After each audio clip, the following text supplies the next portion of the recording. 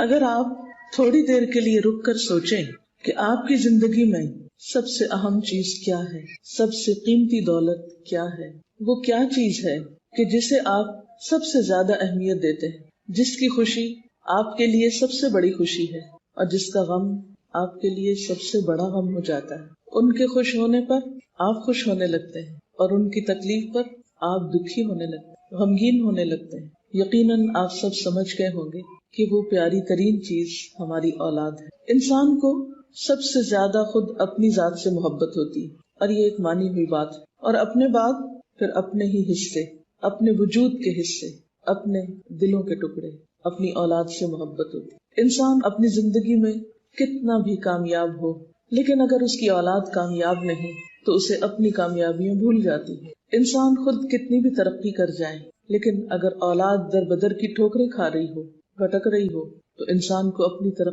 ترقی نظر نہیں آتی۔ اولاد انسان کے لیے نہ صرف یہ کہ اس دنیا میں خوشیوں اور سعادت کا باعث ہے، بلکہ انسان کے مرنے کے بعد بھی دنیاوی اعتبار سے اور آخرت کے اعتبار سے ایک قیمتی ورثہ ہے۔ آپ جو کچھ بھی چھوڑتے ہیں مرنے کے بعد، ان چیزوں میں سے دنیا میں بھی آپ کی اولاد ان چیزوں کی وارث بنتی ہے، جو کچھ بھی آپ مال و متاع میں سے چھوڑیں۔ اور اگر اولاد نہ ہو تو انسان کی اس دنیا میں وہ دلچسپی اور اس دنیا سے وہ محبت بھی نہیں ہوتی۔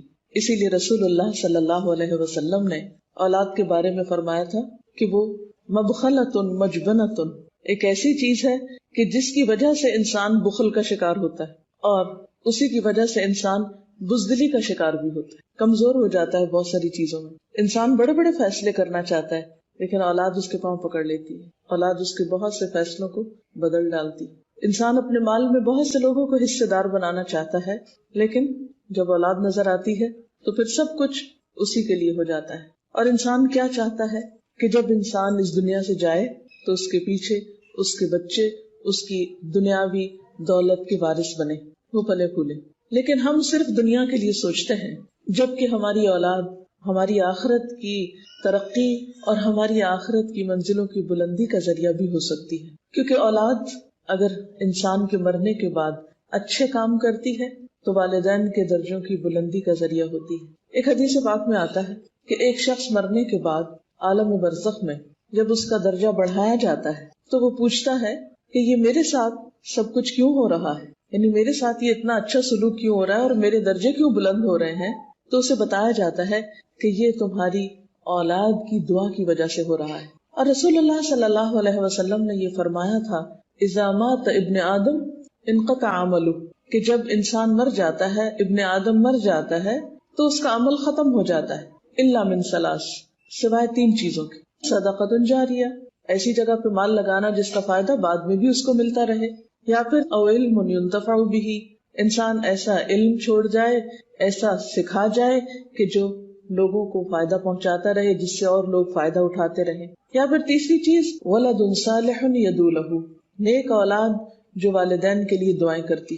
یعنی انسان اب خود نیکی کرنے کے قابل نہیں رہا، دنیا سے رخصت ہو چکا، لیکن کیا چیز اس کی نیکیوں میں اضافے کا سبب بن رہی ہے؟ اس کی اولاد۔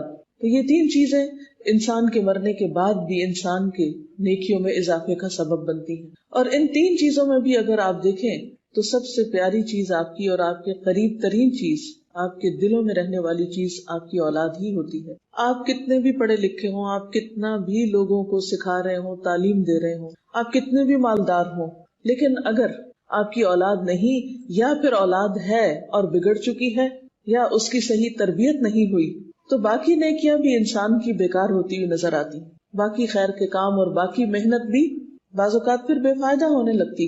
ایک اور حدیث میں آتا ہے کہ قیامت کے دن کچھ لوگ آئیں گے اور ان کے اعمال ہوں گے تو بہت، لیکن بتایا یہ جائے گا کہ ان کی اولاد ان کی نیکیاں کھا گئی، یعنی خود تو بڑے نیک تھے لیکن اولاد نے ان کی نیکی پہ پانی پھیر دیا، سب صفائی کر دی۔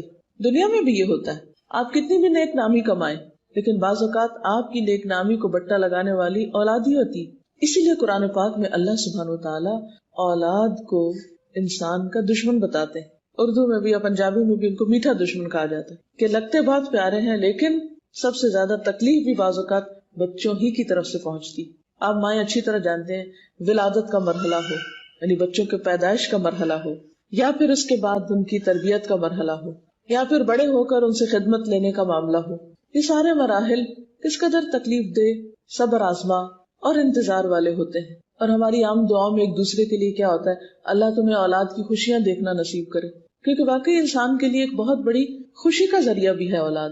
لیکن اس کے ساتھ ساتھ قرآن پاک میں اللہ تعالیٰ فرماتے ہیں ان من اولادکم وازواجکم عدو لکم، کہ تمہارے بچے اور تمہاری بیویاں یا بیویوں کے لیے شوہر تمہارے دشمن ہو سکتے ہیں. فاحذروہم، ان سے محتاط رہو. وَإِن تَعْفُوا وَتَصْفَحُوا وَتَغْفِرُوا فَإِنَّ اللَّهَ غَفُورٌ رَحِيمٌ، پھر اگر تم معاف کر دو، درگزر کرو، بخش دو، تو اللہ بھی غفور الرحیم ہے. یعنی اولاد کا رشتہ ایسا ہے کہ جس کو تم کاٹ کے پھینک نہیں سکتے، وہ تمہارے ساتھ جڑے ہوئے ہیں، تمہارے ساتھ ان کا تعلق ہر صورت میں ہے. آپ ان کو جتنا بھی عاق کریں، جیسے بھی ڈسون کریں، آپ کر نہیں سکتے، کیونکہ آپ کے نام کے ساتھ ان کا نام ہے، آپ کی پہچان ہے، آپ ان کی پہچان، وہ آپ کی پہچان، ایک دوسرے کے لیے لازم و ملزوم ہے. لہٰذا یہ ایک ایسا زندگی کا حصہ ہے کہ جسے آپ اگنور نہیں کر سکتے. آپ کی کتنی بھی مجبوریاں ہوں، آپ کے کتنے بھی کام ہوں، آپ پر کتنی بھی ذمہ داریاں ہوں، آپ کیسے بھی بیمار ہوں، لیکن اولاد کی تربیت کی ذمہ داری، اولاد کی اچھائی بھلائی کی ذمہ داری یہ آپ پر ہے. آپ اس سے فرار حاصل نہیں کر سکتے، یہ ذمہ داری ادا کرنی ہی ہے.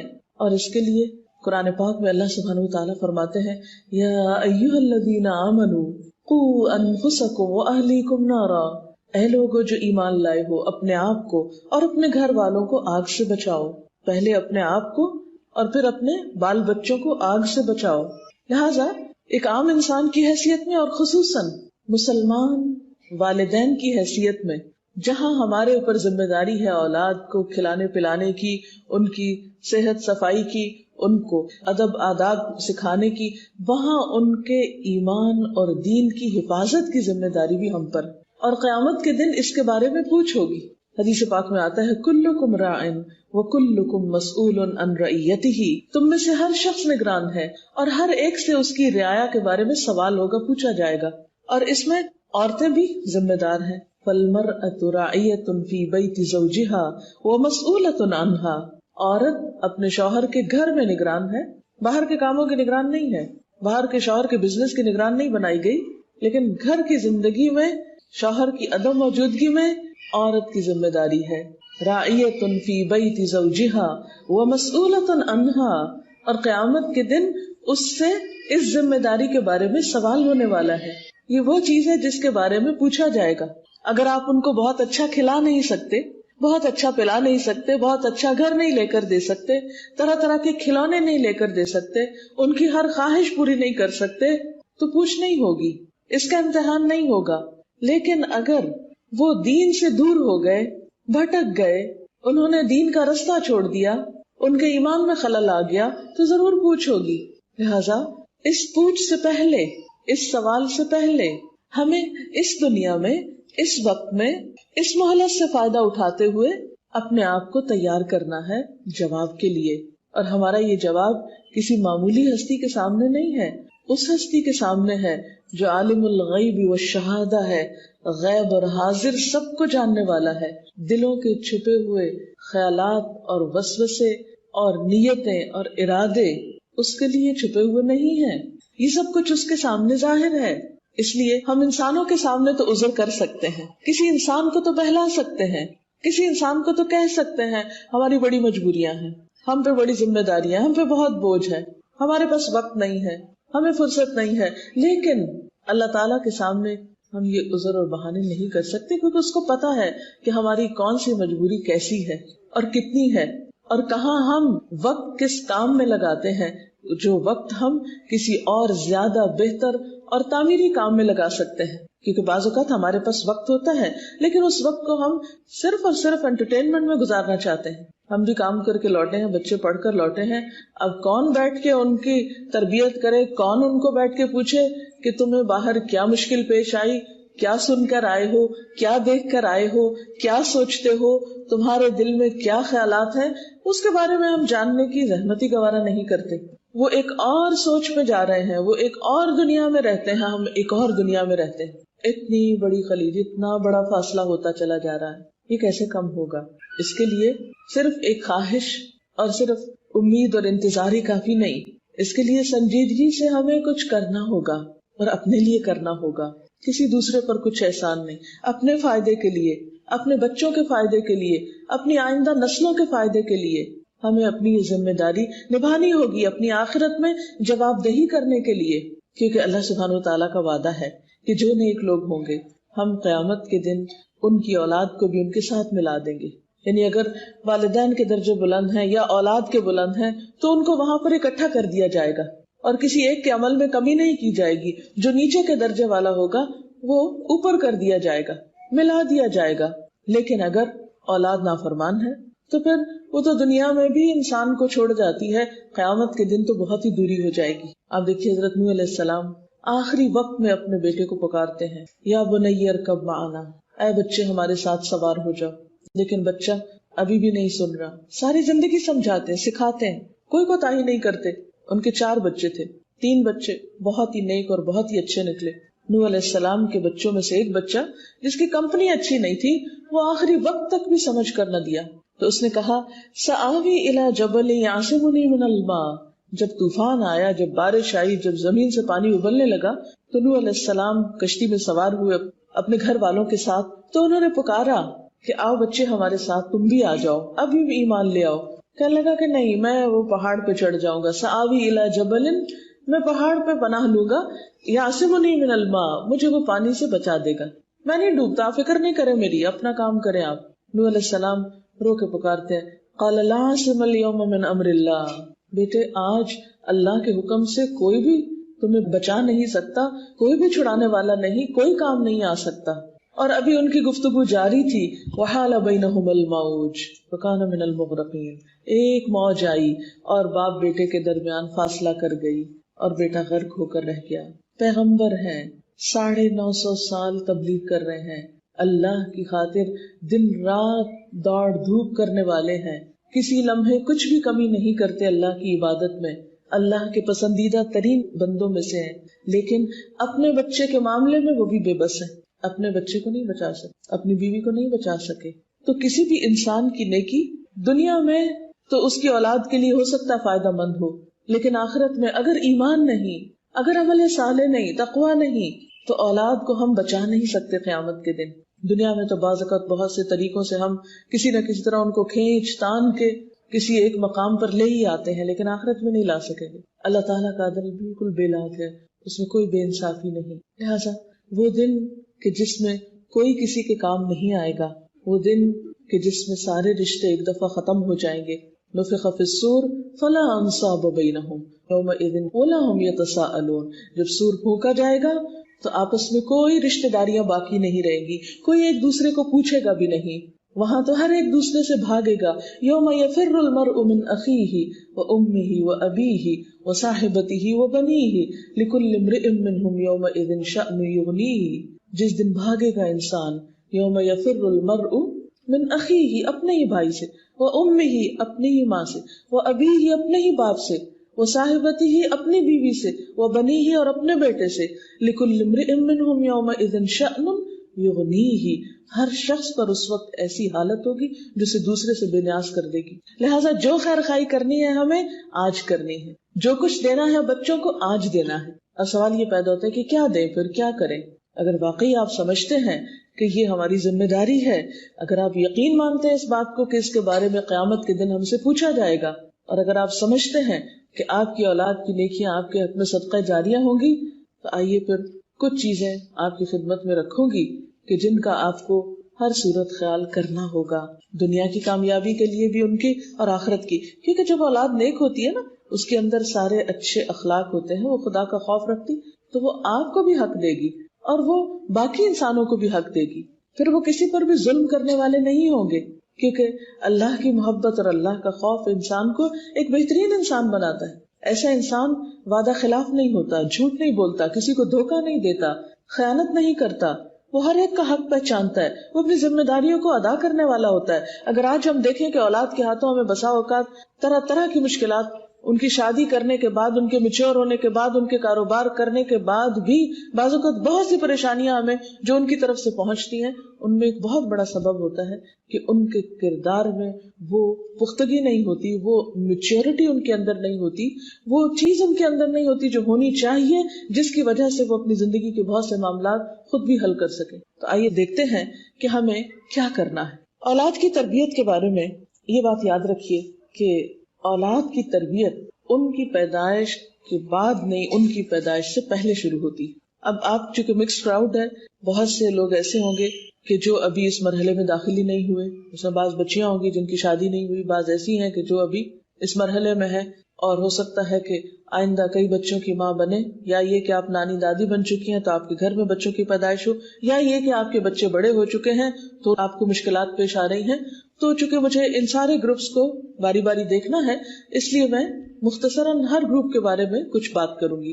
تو سب سے پہلے ابتدا میں یہ بات یاد رکھیے کہ تربیت پیدائش کے بعد نہیں، پیدائش سے پہلے شروع ہوتی، جو ایک آئیڈیل سچویشن ہے۔ اگر ہم آئیڈیل سچویشن اب نہیں بھی رکھتے تو کیا کریں، وہ بات بعد میں ہوگی، لیکن آئیڈیل سچویشن یہی ہے کہ تربیت اولاد کے لیے اچھی لڑکی کا انتخاب ضروری ہے۔ اور اچھی لڑکی سے مراد صرف خوبصورت لڑکی نہیں، صرف مالدار لڑکی نہیں، با اخلاق اور دیندار لڑکی۔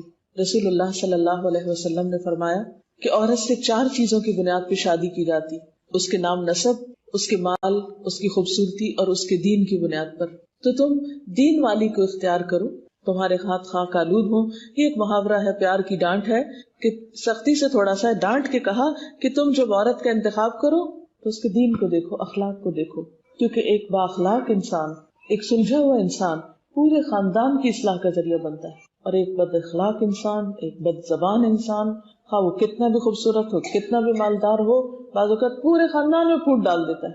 تو بیوی کا انتخاب دینداری کی بنیاد پر۔ اس کے بعد باقاعدہ اللہ کے رسول صلی اللہ علیہ وسلم نے دعائیں سکھائی ہیں کہ شوہر اور بیوی کے باہمی جسمانی تعلق کے موقع پر بھی شیطان مردود سے پناہ مانگو، کیونکہ اس وقت شیطان تمہاری اولاد میں شریک ہونا چاہتا ہے، اس وقت سے وہ کوشش کرتا ہے کہ وہ شریک ہو جائے اور اولاد تمہاری نہ رہے، اس کی ہو جائے، تمہاری مرضی اور تمہارے طریقے پہ نہ چلے، اس کے طریقے پر چلے۔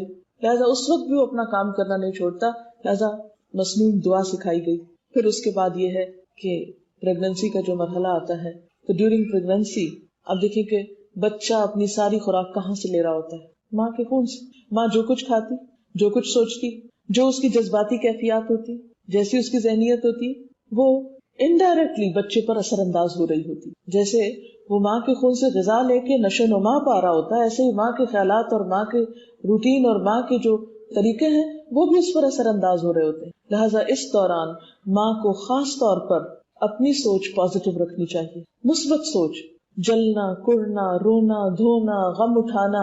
ویسے بھی یہ ہے کہ وہ کیفیت ایسی ہوتی ہے، یعنی وہ مرحلہ ایسا ہوتا ہے کہ جس میں ایک عورت، جسے قرآن پاک میں آتا ہے کہ وہنن علی وہنن، تکلیف پر تکلیف اٹھا رہی ہوتی ہے، جذباتی اعتبار سے بھی بہت ڈسٹرب ہوتی ہے۔ لیکن بات یہ ہے کہ یہ سارے چینجز یعنی فزیکل چینجز تو ہوں گے، اور اس میں اوپر نیچے بھی مزاج ہوگا، لیکن بات یہ ہے کہ حدیث میں آتا ہے وَمَن يَتَصَبَّرْ يُصَبِّرْهُ اللَّهُ، جو صبر کرنا چاہتا ہے اللہ اس کو صبر دے دیتا ہے۔ ناپسندیدہ ناگوار باتوں کے باوجود اپنے مزاج کو درست رکھنے کی کوشش کرنا بے حد ضروری ہے، اور وہ صرف نصیحت سے نہیں ہوگا کہ میں آپ کو نصیحت کر رہی ہوں کہ آپ اپنا مزاج درست رکھیے تو وہ ہو جائے گا، نہیں، اس کے لیے آپ کو ذہنی طور پر کسی اچھی ایکٹیویٹی میں مشغول کرنا ہوگا۔ اچھی کتابیں پڑھیے، اپنی صحت کے بارے میں، بچوں کی تربیت کے بارے میں، ہسٹری کے بارے میں، اور کوئی بھی اچھی کتابیں۔ پھر اس کے ساتھ ساتھ اپنی عبادات کا خیال رکھیے، تلاوت قرآن باقاعدگی سے کیجیے۔ بچے کی سب سے پہلی فیکلٹی جو کام کرتی ہے وہ لسننگ کی ہوتی ہے، بچہ ماں کے پیٹ میں بھی سن رہا ہوتا ہے، لہٰذا آپ اس کو اچھی چیزیں سنوائیے، قرآن پاک کی تلاوت خود بھی کیجیے، اور اگر اچھی نہیں کرنی آتی تو خوبصورت قاریوں کی قرات میں خود بھی لسننگ کیجیے۔ پھر اسی طرح خوب دعائیں مانگیے۔ آپ دیکھیے کہ جتنے بھی پیغمبر تھے انہوں نے اپنی نیک اولاد کے لیے دعا کی اللہ تعالیٰ سے، اور ان دعاؤں میں کیا ہے؟ ربنا ہب لنا من ازواجنا وذریاتنا قرۃ اعین واجعلنا للمتقین اماما۔ اے اللہ ہمیں اپنے شوہروں یا اپنی بیویوں اور اپنی اولاد میں سے آنکھوں کی ٹھنڈک عطا کر، اور ہمیں متقین کا امام بنا، یعنی ہمارے گھرانے کو نیکی اور تقوی کے کاموں میں سب سے آگے لے جا۔ یعنی تقوی اور نیکی کی مثال بنے ہم. بعض اوقات ہوتا ہے دنیاوی اعتبار سے لوگ کمپٹیشن کر رہے ہوتے ہیں کہ ہماری فیملی مشہور ہو کے اس میں سبھی ڈاکٹرز ہیں اور ہمارا کسی Guinness book of world record میں ہمارا نام لکھا جائے کہ وہ فلاں فیملی جو ہے وہ اس کی یہ شناخت ہے کہ سارے کے سارے ماں باپ بہن بھائی بچے وہ سب کے سب جو ہے وہ اس فیلڈ کے ہیں. یا اسی طرح اور بھی کوئی شوق ہو سکتے ہیں. وہ سب باتیں اچھی ہیں, دین کے ساتھ دنیا کی بھلائی بھی مانگنی چاہیے, لیکن اس کے ساتھ ساتھ آنکھوں کی ٹھنڈک کہ اللہ ہمیں اولاد کی خوشی نصیب کر. یہ دعا اللہ تعالیٰ نے سکھائی, سورۃ الفرقان میں آتی ہے, کسی بھی قرآنی دعاؤں کی کتاب میں یہ دعا آپ کو ملے گی. عام حالات میں بھی پڑھنی چاہیے لیکن خاص طور پر پریگنینسی کے دوران. پھر اسی طرح وہ دعائیں جو حضرت زکریا علیہ السلام نے مانگی تھی اپنے بچے کی ولادت سے پہلے, رب ہب لی من لدنک ذریۃ طیبہ, اے اللہ مجھے اپنے پاس سے پاکیزہ اولاد عطا کر. اور پھر آپ کو معلوم ہے جب حضرت یحییٰ علیہ السلام کی پیدائش ہوئی تو اللہ تعالیٰ نے خاص طور پر ان کو خوشخبری سنائی کہ وہ حسوراً و نبیًا, کہ وہ بہت پاک دامن ہوں گے, نبی ہوں گے, وجیہاً بہت شاندار ہوں گے, بہت زبردست پرسنالٹی کے مالک ہوں گے. یعنی جو انہوں نے دعائیں مانگی تھی وہ سب قبول ہوئی. اسی طرح ان کی دعاؤں میں سے یہ بھی تھا رب ہب لی من الصالحین, رب ہب لی من الصالحین, اے اللہ مجھے نیک لوگوں میں سے دے, یعنی کہ نیک روح میرے گھر میں آئے. تو اس سے پتہ چلتا ہے کہ دعا جو ہے وہ ایک بہت اہم کردار ادا کرتی ہے انسانی زندگی میں. Prayer is power. کوئی چیز تقدیر کو نہیں بدل سکتی, دعا تقدیر کو بھی بدلتی ہے. اس لیے کبھی بھی مایوس نہ ہو. اور اس کا یہ مطلب نہیں کہ اب تو وقت گزر گیا, اب کیا کریں, اب تو بچے بڑے ہو گئے. ٹھیک ہے, اب آپ ربنا حب لنا من ازواجنا وذریاتنا والی دعا مانگیے, لیکن دعا کرتے رہیے, کبھی بھی مایوس نہ ہوئیے. اور پھر اس کے بعد یہ ہے کہ صرف دعا ہی نہیں, ہر چیز میں دعا کے ساتھ دوا بھی ضروری ہے. اور ان دواؤں میں اچھی کمپنی, ایسی خاتون جو پریگنینسی کے مرحلے میں ہو, حمل کے مرحلے میں ہو, اس کے لیے اچھا ماحول بے حد ضروری. بعض اوقات ایسا ہوتا ہے نئی نئی شادی ہوتی ہے, ایڈجسٹمنٹ بڑی مشکل ہو رہی ہوتی ہے, نئے گھر والوں کے ساتھ معاملات درست نہیں ہو پا رہے ہوتے, تو بچیاں عموماً پہلی پریگنینسی میں یا اس کے بعد بھی کچھ بہت زیادہ مینٹلی ڈسٹرب ہوتی, ایموشنلی بھی بہت ڈسٹرب ہوتی. ایسے میں گھر والوں کو بھی خیال رکھنا چاہیے کہ ایک بچی جس کے لیے یہ ماحول بھی نیا ہے اور اس کے بعد اس کے اندر اتنی زیادہ فزیکلی چینجز آ رہی ہیں, اتنے ہارمونل چینجز ہیں, تو اس بچی کو ایک اچھے ماحول کی بے حد ضرورت ہے. لہٰذا بہت سی چیزوں میں درگزر کرنا چاہیے. آپ اپنی آئندہ نسل کی خاطر اس بچی کو کچھ مارجن دیں, وقت دیں, نہ کہ اسے ایسی ٹینشن سے گزاریں کہ جس کا سارا اثر براہ راست اس بچے پہ آئے اور ایک گھر میں خاردار پودا اگائے. نہیں, سارے اہل خانہ کو صبر و ضبط, شوہر کو بھی صبر و ضبط اور تحمل کی ضرورت ہے, کیونکہ مرد حضرات اس کیفیت سے گزرتے ہی نہیں. ان کو پتہ ہی نہیں ہوتا کہ عورت کے اوپر یہ موڈز کیوں آ رہے ہیں اور یہ کیفیت کیوں ہے. وہ کبھی رو رہی ہے, کبھی ہنس رہی ہے, چھوٹی چھوٹی باتوں پہ ناراض ہو رہی ہے. یہ سب کیفیات ایک جسمانی تبدیلی کی وجہ سے ہوتی ہے. اس لیے اس میں عورت کو ایک رخصت اور ایک رعایت دی جانی چاہیے. اس کے علاوہ یہ بھی ضروری ہے کہ ایسی بچیاں جو کسی نئے ماحول میں آئیں اور اپنی پچھلی ساری دوستیں چھوڑ چکی ہوں اور رشتے دار بھی چھوڑ چکے ہوں, اور خاص طور پر جیسے ماحول میں آپ رہتے ہیں, بعض اوقات آپ دور دراز ملکوں سے بچیوں کو بیاہ کر لاتے ہیں, ان کے لیے ماحول بھی نیا, ان کے لیے گھر بھی نیا, اور ان کے لیے جسمانی طور پر بھی ایک نیا ایکسپیرینس. تو ایسے میں کچھ اور بھی زیادہ آپ کی ذمہ داری ہو جاتی ہے صبر و تحمل کی اور بات برداشت کرنے کی. لیکن اس کے ساتھ ساتھ یہ بھی یاد رکھیے کہ اگر آپ کا تعلق کسی بھی ایسی محفل سے ہے, کسی ایسی مجلس سے ہے جہاں آپ کم از کم ہفتے میں بھی ایک بار جا کر روحانی سکون حاصل کرتے ہیں, تو اپنے ساتھ اپنی بیٹیوں کو, اپنی بہوؤں کو, اپنے ایسی بچیوں کو ساتھ لے کر جائیے تاکہ ان کو بھی ایک اچھی کمپنی ملے. کیونکہ آپ جب اللہ کی مجلس میں بیٹھتے ہیں, قرآن کی مجلس میں بیٹھتے ہیں, تو یقینی طور پر آپ کے اوپر ایک سکینت نازل ہوتی جس کا حدیث پاک میں بھی ذکر آتا ہے. لہٰذا اچھی کمپنی سے مراد اچھی دوستیں, اچھے لوگ, اور اس کے علاوہ اچھی مجلسیں, اچھی محفلیں, یہ بچیوں کے لیے بے حد ضروری ہے. اس سے کیا ہوتا ہے کہ وقتی طور پر اپنے غم بھول جاتی ہے اور ایک وہ اداسی کی کیفیت بھی ختم ہوتی ہے. اور جب اچھے لوگوں سے دوستی ہوتی ہے تو کہتے ہیں کہ اچھا دوست خوشبو بیچنے والے کی طرح ہوتا ہے, کہ جس سے اگر آپ خوشبو نہ بھی خریدے تو صرف اس کی خوشبو کی دکان سے آپ اگر بیٹھے ہوئے پاس تو خوشبو ہی آتی رہے گی. آپ کسی بھی پرفیوم کے کاؤنٹر پہ جائیے تو آپ دیکھیں گے کہ اگر آپ نہیں بھی خریدے تو تھوڑا سا اس کو ٹیسٹ کرتے ہوئے بھی آپ نکلتے ہیں تو آپ کے لباس یا آپ کے کپڑوں سے خوشبو ہی آتی ہے. تو خوشبو کے تو پاس سے بھی آپ گزر جائیں تو آپ پر ایک اثر ہوتا ہے. جیسے اسموکنگ، اگر کوئی اسموکنگ کر رہا ہو، آپ خود نہیں بھی کر رہے ہو تو آپ کے کپڑوں میں دھواں جذب ہو جائے گا، آپ وہاں سے نکل کے گھر آئیں گے تو باقی رہیں گے اثرات. اسی طرح اگر انسان اچھی محفل میں اٹھتا بیٹھتا ہے تو لازمی طور پر اس کے اثرات اس پر اچھے ہوتے ہیں. اس کے علاوہ ذکر کی کثرت کرنی چاہیے. قرآن پاک میں اللہ تعالیٰ فرماتے ہیں الا بذکر اللہ تطمئن القلوب، یاد رکھو اللہ کے ذکر سے دلوں کو اطمینان ہوتا ہے.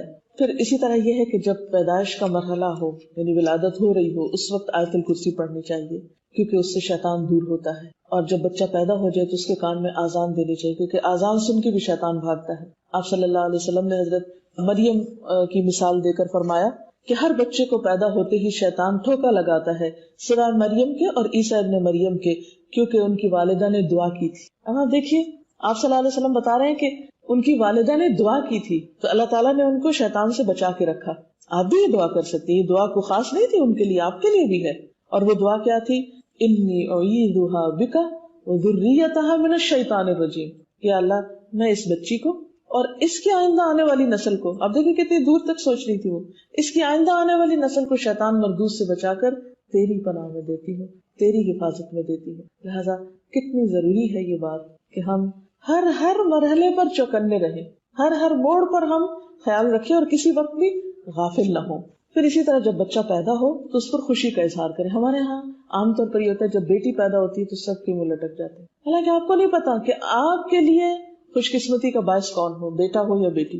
ہو سکتا ہے کہ ایک بیٹی آپ کے لیے کئی رحمتوں کے دروازے کھولے، آپ کے رزق میں معلوم نہیں اس بچے کی آمد سے کتنا اضافہ ہو، اس کی اچھی تربیت میں آپ کے لیے کتنے درجات کی بلندی ہو.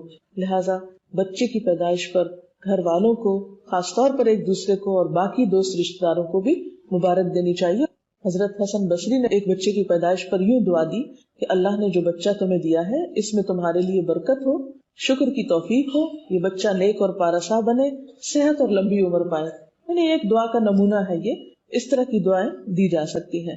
پھر اسی طرح یہ ہے کہ بچے کی جو پہلی غذا ہے وہ بھی کسی نیک انسان سے، بااخلاق اچھے انسان سے دلوانی چاہیے، کیونکہ بچہ جب پیدائش کے بعد بالکل معصوم ہوتا ہے، اس پر پہلے جو بھی اثرات ہوں گے وہ اس کے اندر جذب ہو جائیں گے، پرنٹ ہو جائیں گے. آپ اس کے کان میں آذان دیتے ہیں اللہ اکبر، اللہ کی بڑائی اس کے دل میں جائے گی، چاہے وہ نہیں سمجھے مگر اس کے اثرات ہیں. قرآن پاک کے اور اللہ کے جو ذکر کے الفاظ اور حروف ہیں اس کے بھی اثرات ہیں، وہ اثرات انسان کے اندر جاتے ہیں. جو اٹھائے گا اس کے ہاتھوں کے بھی اثرات اس کی شخصیت پر ہوں گے، جو اسے پہلی دفعہ کھلائے گا اس کے بھی اثرات اس بچے کی شخصیت میں جائیں گے. اسی لیے آپ صلی اللہ علیہ وسلم کے پاس ایسے بچے لائے جاتے تھے جو بالکل نومولود ہوتے تھے اور آپ ان کی تحنیک کرتے تھے، اور کہتے ہیں کہ انسان کی انگلیوں سے ریز نکلتی. تو جب ایک اچھے انسان، اچھے کردار کے انسان کے پاس، ویسے بھی آپ نے دیکھا ہوگا یہ صرف بچوں کے لیے نہیں، کسی شخص کے پاس آپ بیٹھے ہیں تو آپ اتنا کمفرٹیبل فیل کرتے ہیں، اتنا اچھا آپ کو لگتا ہے، اور کسی شخص کے پاس آپ بیٹھتے ہیں تو آپ تھوڑی دیر میں کہتے ہیں کہ بس کب ختم ہو یہ مجلس تو ہم یہاں سے اٹھے. یعنی آپ کو گھبراہٹ ہوتی ہے کچھ لوگوں کی کمپنی سے. اور یہ ایسا ہوتا ہے کہ کچھ لوگ جن کی سوچ پازیٹیو ہوتی ہے، جن کا اخلاق اچھا ہوتا ہے، ان کی طرف آپ خود بخود کھنچتے چلے آتے ہیں.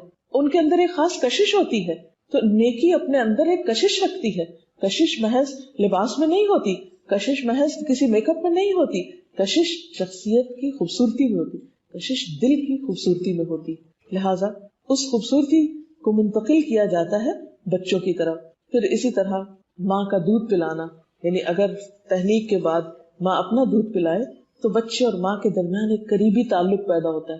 آج مائیں اپنی خوبصورتی کے لیے اتنی خود غرض بعض اوقات ہو جاتی ہیں کہ بچوں کو دودھ نہیں پلانا چاہتی. اور اب تو آپ دیکھیں کہ میڈیکل سائنس نے اتنے زیادہ اس کے فضائل بیان کیے ہیں کہ نہ چاہتے ہوئے بھی مائیں وہ کرتی ہیں. لیکن اگر آپ میڈیکلی ایک کام کر رہے ہیں تو اس کا اجر تو نہیں ہے نا. اجر تو اس وقت جب آپ کی نیت بھی اچھی ہو کہ آپ اللہ کے حکم پر عمل کر رہے ہیں. اور آپ کو معلوم ہے کہ ایک گھونٹ جو آپ بچے کو پلاتے ہیں وہ آپ کی طرف سے ایک طرح سے صدقہ بھی ہوتا ہے. صدقے سے مراد یہ نہیں کہ ہم جیسے کسی کے اوپر کوئی بیماری آ گئی تو کسی کو کچھ دے آئے، کسی پہ وار کی تو وہ صدقہ.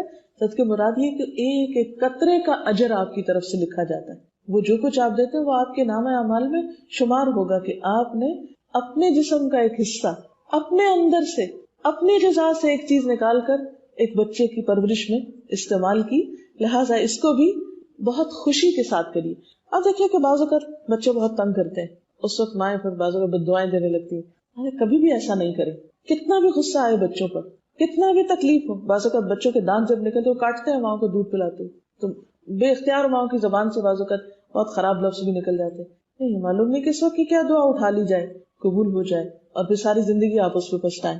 آپ صلی اللہ علیہ وسلم نے خاص طور پر خواتین کو کس بات کی تلقین کی کہ وہ اپنی زبان کا استعمال درست کریں. آپ نے فرمایا میں نے تمہاری اکثریت کو جہنم میں دیکھا. اچھا اس کا یہ مطلب نہیں کہ کوئی ڈسکریمنیشن تھی عورتوں سے تو اللہ تعالیٰ بہت سخت نالا ہے اور بہت نفرت کرتے ہیں اس لیے جہنم پہ, یہ مطلب نہیں ہے اس بات کا. مراد اس سے کیا تھی, اس کا معنی کیا تھا, اس کا مطلب کیا تھا کہ ان باتوں سے بچو کہ جو وہاں لے جانے کا سبب ہے. جو پوچھا گیا کہ کیا سبب ہے تو یہی بتایا گیا کہ تم تکثرن